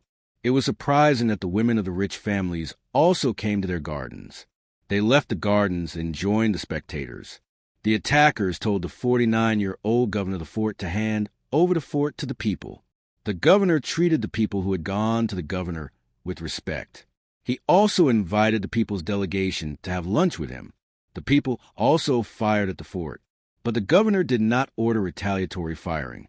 In fact, he also ordered the soldiers in the fort not to fire until they were attacked. The people took full advantage of the governor's leniency. They captured the first bridge made of chains and entered the fort. The rebels of the French guards had also met the people. With the help of the rebels, the people brought 2 cannons to the fort and began bombing it. But the walls of the fort were very strong. The firing and bombardment had no effect on it. When the people saw this, they also climbed the second drawbridge, so that they could enter the fort through it. Now the governor had to order retaliatory firing. First, the governor warned the people that he was going to order firing, but the people did not back down. So the guards of the fort started firing. It was easy for the soldiers sitting in the fort to target the people easily, but the bullets fired by the people did not reach them. Assume that about 100 attackers were killed in the fight from 10 a.m. to 5 p.m., but only 1 soldier was killed among the guards of the fort. The people may not have been able to conquer this fort for many weeks, but the governor of Bastille died soon after the bloodshed. At one point, he decided to destroy the entire fort by firing the gunpowder in Bastille, so that the people could not get hold of these weapons. If the governor had really done this, he and his soldiers would have been killed, but the lives of thousands of people standing around would also be in danger. But a companion of the governor stopped him from doing this. Interestingly, when the guards of the fort looked down from their high position, it seemed as if the whole of Paris was against them. They could not even imagine that only 900 people were fighting. On June 25th, people threw stones at the buggy of the Archbishop of Paris. The driver drove the buggy away and reached home, but the people who were coming behind surrounded the house and broke the windows and doors, and the bishop was forced to support the representatives of the Third State. There was so much hooting against the king's secretary and a minister that the secretary died of shock. Later, the archbishop was also killed. All this was going on, but apparently the parliament could not run for long without legislation. In these circumstances, the people of the Third State made a unique decision which changed the history of France. The decision was to invite Padre and Umra to the joint session for the last time, and if they do not participate in the session, the Third State will be appointed as the assembly and a new constitution will be adopted, and the legislation will begin. That is, the remaining two parts of the parliament, Padre and Umra, will be removed from the parliament. Therefore, Padre and Umra were invited to the session for the last time, but very few Padre and Umra came to the session. Now the Third State had no choice but to take action. Therefore, on June 17th, the Third State declared itself as a national assembly and announced all powers in its control. On June 20th, the new National Assembly was to hold a conference. But when they reached the Assembly Hall, they saw locks there. They went to a tennis court near the Assembly Hall and picked up the seal there. This seal is called the Tennis Court Oath in the history of France. Consider that the importance of the Tennis Court Oath, which was signed by the United States on June 3, 1947, for the establishment of Pakistan and India, is equally important for France. With the Tennis Court Oath, more than the emperor, public representatives had become powerful in France. Many Umra and Padre also joined the new assembly. The emperor had to accept this new assembly, but in reality, he considered the assembly his enemy. Therefore, the French army surrounded Paris on the emperor's order. Now, there were two governments in France. On the one hand, the emperor, his courtiers, and Padre, whose government was based on the power of the army. And on the other hand, the people's parliament, which was based on the power of the people. Now the war was over. The royal army was surrounding Paris. So the people also started making their own army. In Paris, 48,000 people were enrolled in the People's Revolutionary Army. And do you know where weapons were bought for the Revolutionary Army? From thieves and robbers. One gun cost 3 livres, one sword cost 12 cents, and one pistol cost the same. But these weapons were not enough. Now the public's attention was on Bastille's prison, where there was a large collection of weapons. The people might not have attacked Bastille, but the problem was that on July 12th, the emperor dismissed the deputy minister of the people, Jacques Necker. When this news reached Paris, people picked up the bodies of Duke of Orleans and Necker and started shouting slogans in the city. The royal palace in Paris, which was called the Tuileries Palace, was closed by chairs. All shops, bakeries, and wine shops were also looted. Some of the French guards also rebelled and fired at their own comrades. And the People's Parliament was also calling for the people to be armed. People knocked on the doors of the rich people's houses and said, "Give me weapons and bread." And where you don't get anything, you start breaking things. For 2 days, there was a lot of looting in the city. There were piles of broken things in the streets. People were also drinking the wine they had stolen from the shops, and they also forced the passers-by to drink. The spilling of wine drums on the streets caused mud in the streets. Wine was also flowing in the gutters. In a way, the whole of Paris was drowned in wine. Then the sun rose on July 14th, 1789. The Bastille guards saw that hundreds of people had gathered in front of the prison. These people came to take over Bastille and loot the weapons in it. But this was not that easy, because Bastille was a very strong fort. It was 8 towers, 40 to 100 feet high, 30 feet thick walls, and 80 feet wide. It was an indestructible fort for the people of Bastille. There was a large fence in the protective wall of the fort. A drawbridge was used to enter the fort. After the fence, the fort began. Another drawbridge was used to enter the fort. There were only 7 prisoners in the prison, and they were not political prisoners. In fact, they were criminals. There were only 120 guards for the fort. Most of them were old and retired soldiers. The number of people gathered in front of the fort was about 900, but thousands of people had gathered in the streets to watch the spectacle. It was surprising that the women of the rich families also came to their gardens. They left the gardens and joined the spectators. The attackers told the 49-year-old governor of the fort to hand over the fort to the people. The governor treated the people who had gone to the governor with respect. He also invited the people's delegation to have lunch with him. The people also fired at the fort, but the governor did not order retaliatory firing. In fact, he also ordered the soldiers in the fort not to fire until they were attacked. The people took full advantage of the governor's leniency. They captured the first bridge made of chains and entered the fort. The rebels of the French guards had also met the people. With the help of the rebels, the people brought 2 cannons to the fort and began bombing it, but the walls of the fort were very strong. The firing and bombardment had no effect on it. When the people saw this, they also climbed the second drawbridge, so that they could enter the fort through it. Now the governor had to order retaliatory firing. First, the governor warned the people that he was going to order firing, but the people did not back down. So the guards of the fort started firing. It was easy for the soldiers sitting in the fort to target the people easily, but the bullets fired by the people did not reach them. Assume that about 100 attackers were killed in the fight from 10 a.m. to 5 p.m., but only 1 soldier was killed among the guards of the fort.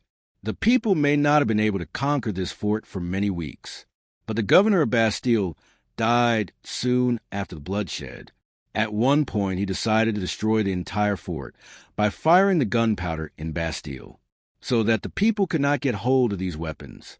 If the governor had really done this, he and his soldiers would have been killed, but the lives of thousands of people standing around would also be in danger. But a companion of the governor stopped him from doing this. Interestingly, when the guards of the fort looked down from their high position, it seemed as if the whole Paris was against them. They could not even imagine that only 900 people were fighting. The rest were just watching the spectacle.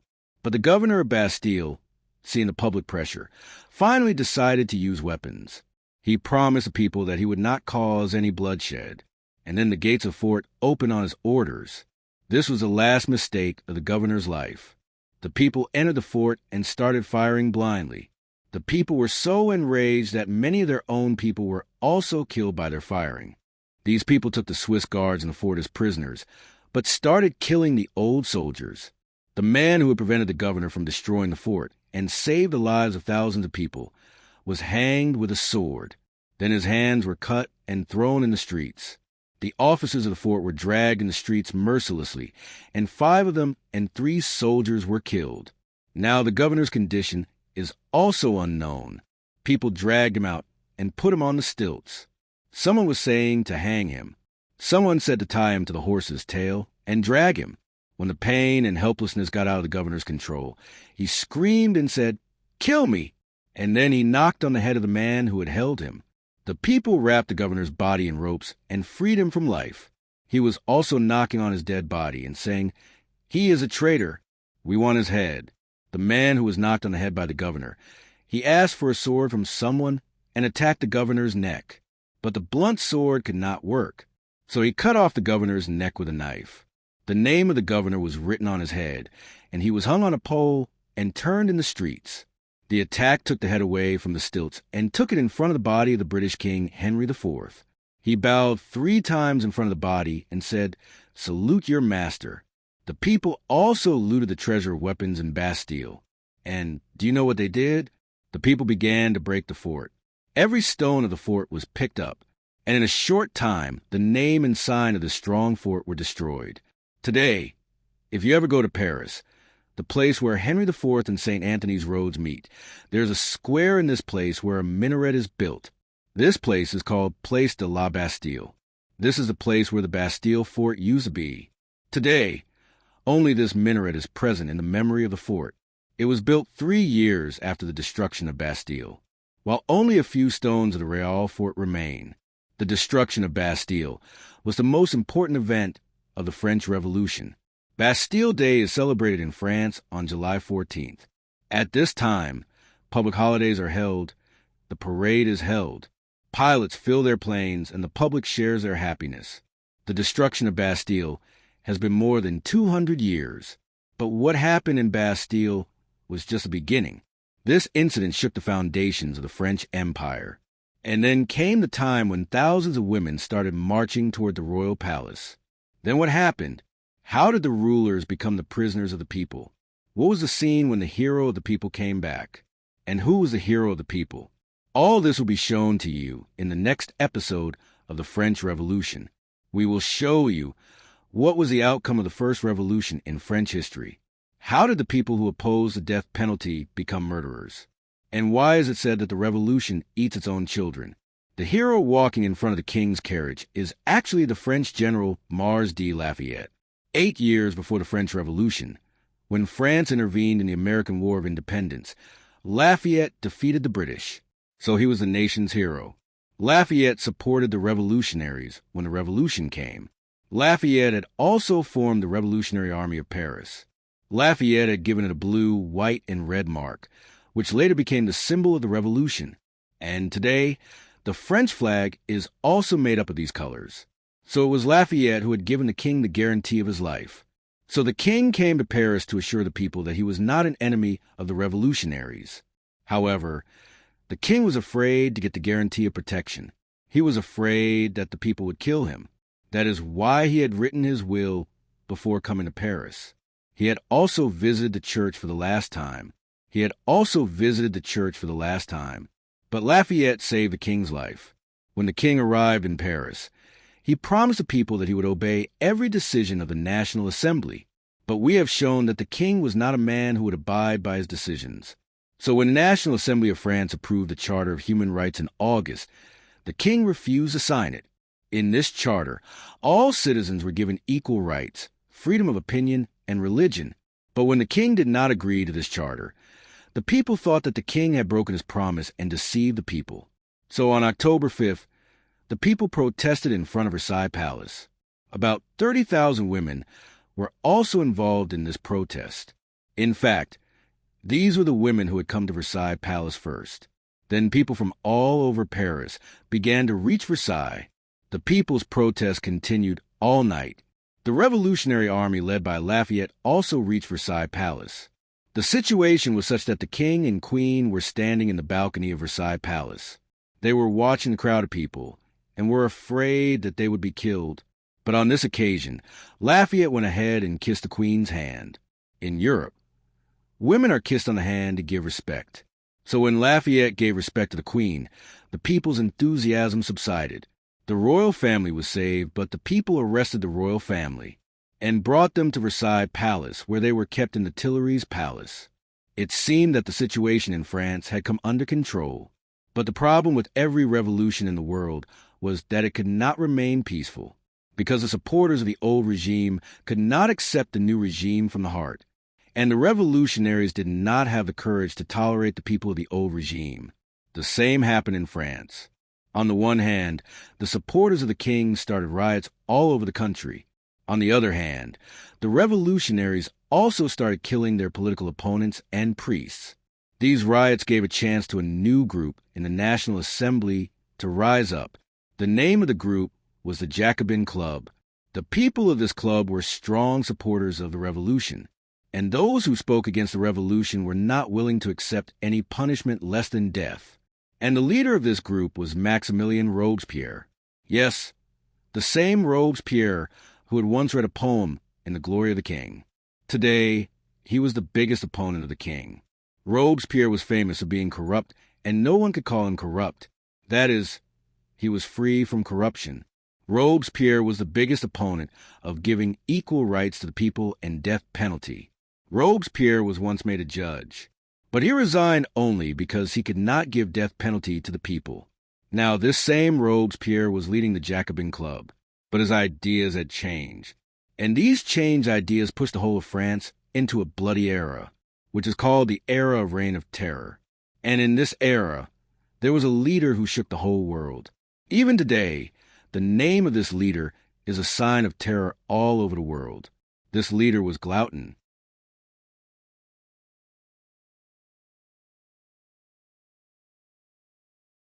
This leader was a French politician, and Dr. Joseph Agnes Glautin had collaborated with German engineer Tobias Schmidt, and he had named him Glautin.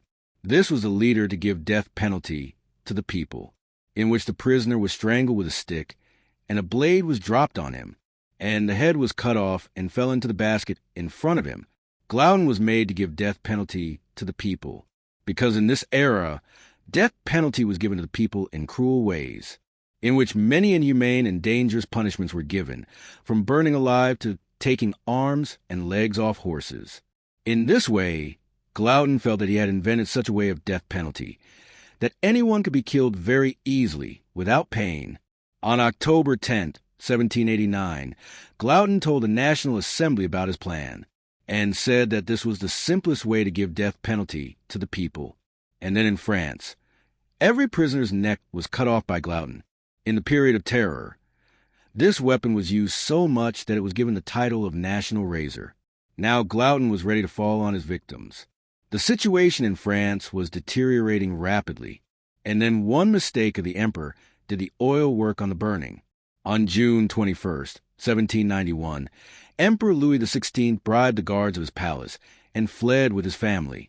He left a letter on his bed in which it was said that his life was in danger and he would not return to Paris until the situation was better.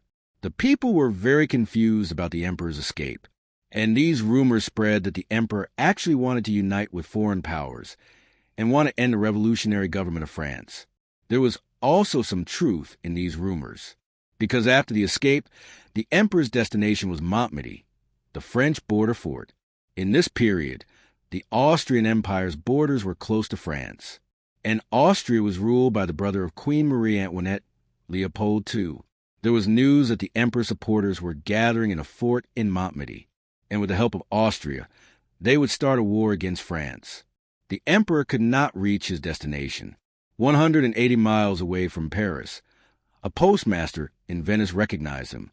The Revolutionary Army arrested the royal family and sent them back to Paris.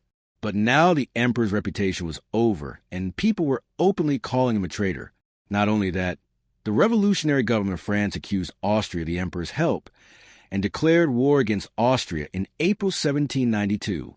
Thus, France was on a path of destruction and destruction. This war was expensive for France from the beginning.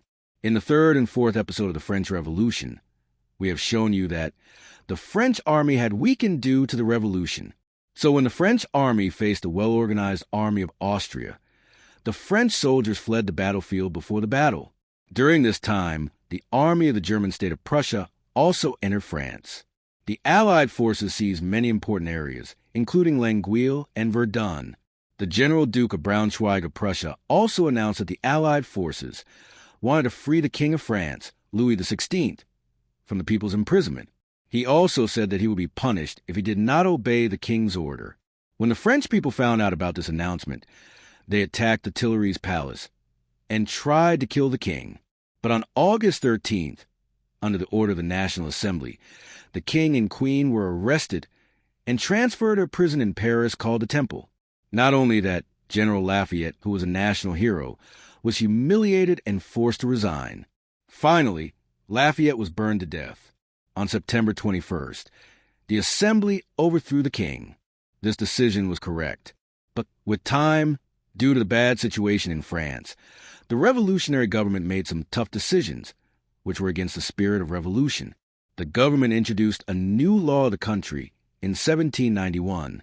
In this law, all the rights of citizens were guaranteed, and martial law was introduced in the country. With this, a committee was formed, which was named the Committee of Public Safety.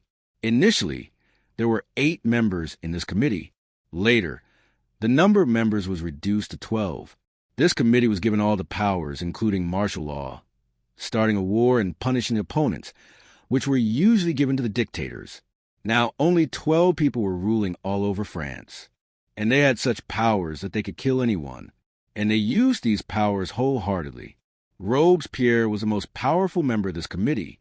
He had a great ability to convince people and get along with them, and most of the members of the committee were with him. Therefore, he became the de facto leader of the committee and was making arbitrary decisions in the country. Robespierre thought that the only way to save the revolution was to kill the defeated king. The reason for Robespierre's thought was that the situation in France was out of control of the revolutionary government. Initially, the people accused the king and his supporters that the poor could not get bread because of their looting. But now they asked the new government that now you have the power, but still the bread is not getting cheap. The poor are dying of hunger. And the biggest problem was that the revolutionary government had pushed the country into a new war against Austria and Prussia. In fact, Britain had also attacked France. In other words, the situation was getting worse and worse. So the revolutionaries adopted a new method to control the situation. It became famous all over France that the defeated king was plotting against the country, even while in prison. The supporters of the defeated king were responsible for the situation in the country. They joined forces with foreign powers to bring the defeated king back to the country, and they were creating another crisis in the country. Therefore, it was necessary to punish the defeated king with treason. This method worked every time. People once again started to blame the defeated king for their problems, and there were calls to kill the defeated king. After making a ground against the defeated king, the trial of Louis XVI was started in December 1792. Louis XVI was also included in the case of treason. It is said that Louis XVI knew that he would be sentenced to death in any case. Still, he told his lawyers to defend him and answer every accusation, so that the people of France remember that their king was good. The defeated king did not expect much help from a foreign army. After many defeats, the French army finally defeated the Prussian army on September 20th, 1792, and temporarily expelled the Allies from France. The revolutionary government started the trial of the defeated king, but Louis was not presented in any court. In fact, the National Assembly, which was now known as the National Convention, started the trial. At that time, the defeated king's worst enemy, Robespierre, was the vice president of the National Convention. That is, there was no hope of Louis's survival. The trial began in December 1792. The next month, on January 15th, 1793, the National Convention began voting on the death penalty for the defeated king. This voting went on for many days. The 721 delegates of the National Convention had to decide the life of the defeated king. In the last day of voting, 380 delegates of the National Convention voted for the death penalty and 310 for mercy. However, 31 delegates did not vote. On January 21st, the king was taken to the guillotine. Louis XVI was going to be sentenced to death, but he was not afraid. Like a king, he reached the guillotine in front of thousands of people. He stood there and said that he forgave his killers, and if his blood makes people happy, he is ready for it, and he hopes that his murder will not bring any punishment on the people of France. He wanted to say something more, but the National Guard started playing military music on purpose, and the king's voice echoed in the crowd. Then, at once, the guillotine separated the king's head from his body. After the defeated king, the revolutionaries did not forgive the queen either. 9 months after the death of Louis XVI, the queen was also tried in a revolutionary tribunal. The queen also knew her fate, but she did not defend herself and remained silent during her trial. It is said that none of the accusations of conspiracies and scandals against the revolutionary government had any proof. The revolutionaries even crossed some moral limits to get the queen to the end. They forced the queen's 8-year-old son, Louis Charles, to testify in court that the queen had also established illicit relations with him. The queen could not remain silent on this heinous accusation. The court found the accusation to be an insult to all mothers present in the court. The decision was final. The tribunal said that all the accusations against the queen proved her guilty. Therefore, she was sentenced to death. The revolutionaries were in such a hurry to kill the queen that the queen's trial lasted only 2 days. That is, on the 14th and 15th of October. On the 16th of October, she was sentenced to death. The Queen, who was always used to traveling in luxury carriages, was taken to the guillotine. Her hair was cut, and she was dressed like a criminal, but she was fearless. She reached the guillotine with full confidence and gave up her life. Questions are still being raised on the trial of the French king and queen. Many people believe that justice was not done to them. A few days after the death of the late king, a period of terror began in France. Although France was already in a state of constant civil war and terror, but the period of terror started by Robespierre was the most massacred. This period continued until July 1794. In this period, the opponents of the king or the government were taken to the guillotine. They were mercilessly killed. The limit was that if someone said that today was a bad day, then it would be considered that he was criticizing the government, and the punishment for this ordinary thing was death. After the Revolution, it was ordered that the citizens of France should not be called Monseigneur or Madame in the traditional way, but only citizens, and those who did not do this had to go to the guillotine. In this period of terror, so many innocents were killed that people began to hate the name of the revolution. Robespierre had lost his mind.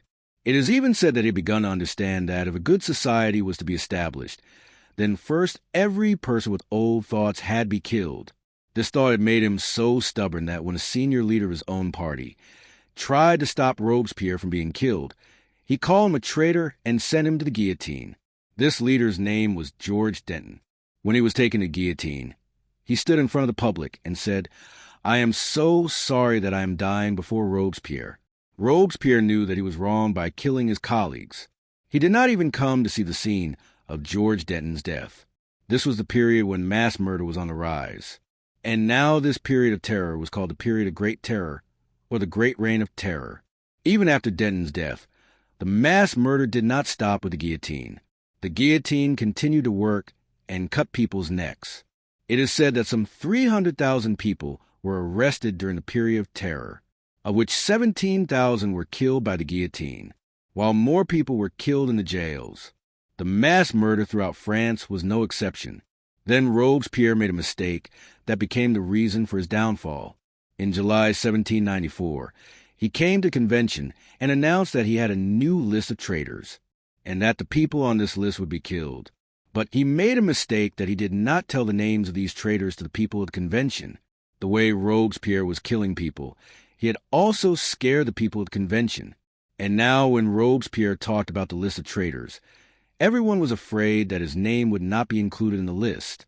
Therefore, when Robespierre came to the convention the next day, the convention clerks did not give him a chance to speak. They immediately terminated Robespierre's intention to join the convention, and by calling him a traitor, he ordered the soldiers to arrest him. The soldiers arrested Robespierre and many of his associates in the city hall. Now the same Robespierre who was said not to be corrupt and who had killed innumerable people in the name of cleaning the dirt of society, was himself arrested in the case of treason. Robespierre and his group were kept in the city hall all night. In the morning, the soldiers heard the sound of fire in the hall and rushed there. One of Robespierre's associates had shot himself and committed suicide. A man had jumped out a window while Robespierre was lying wounded on a table. He had tried to commit suicide by shooting himself in the face. He was alive, but his jaw was broken by the bullet. He was left on the table in the same condition.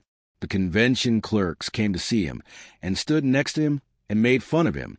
Robespierre was taken to the same jail where he had been kept before his death. This place is called Consigre. Courts are held in this building today. His hair was cut, and he was taken to the gallows in the same way as thousands of people were taken to the gallows on his order. On July 28th, the national razor came down rapidly. Robespierre screamed in terror, and his neck was broken. The public applauded his death for 15 minutes. The period of terror in France was over. The mass murder had stopped. But the French Revolution had been a failure. The revolutionary government failed to meet the basic needs of the people for the next 5 years. In order to get out of the situation, the people needed a messiah. Fortunately, they found this messiah soon. He was a general of the French island of Corsica. He defeated Britain in the Battle of Toulon in 1793. In 1798, he defeated the Ottoman Turks and took over Egypt. There were rumors about him from Britain to India. In 1799, he reached Paris. On November 9, 1799, he overthrew the revolutionary government. This messiah of the French people was Napoleon Bonaparte. 5 years later, in 1804, Napoleon Bonaparte became the emperor. As soon as Napoleon came to power, the murderous period of the revolution reached its logical conclusion. Many people believe that the French Revolution was a failed revolution. A large number of innocent people were murdered. Even the people who were involved in the revolution were killed in large numbers. That is why it is said that the revolution eats its own children. But this fact is also true that the model of democracy and human rights given by the French and the whole of Europe today is based on this model. Karl Marx had presented the concept of a murderous revolution for communism. The French Revolution of 1789 ended an era of privilege and absolute monarchy, but its echoes have never truly faded. What began as hunger in the streets and frustration in the States General grew into a force that reshaped the destiny of France and influenced the entire world. The fall of the Bastille, the Declaration of the Rights of Man, and the execution of the king were not just French events. They were symbols of a new age where people demanded equality, liberty, and justice. Though the revolution descended at times into chaos, violence, and terror, it proved that ordinary men and women could rise to challenge centuries of oppression. The abolition of feudalism, the assertion of citizenship, and the struggle for popular sovereignty planted seeds that would continue to grow in future revolutions. Across Europe and beyond, nations would look to France as an example of how courage and determination could change history. At the same time, the revolution left behind lessons about the dangers of extremism, the fragility of democracy, and the price of freedom. Its legacy was not a perfect republic, but a world forever changed by its bold ideals. Even today, the values shouted by revolutionaries in 1789, liberty, equality, fraternity, remain at the heart of democratic societies. The French Revolution was not the end of struggle, but the beginning of a modern vision of human rights. In its triumphs and tragedies, it continues to remind us that the fight for justice is never simple, but always worth pursuing. The series of the French Revolution is now complete,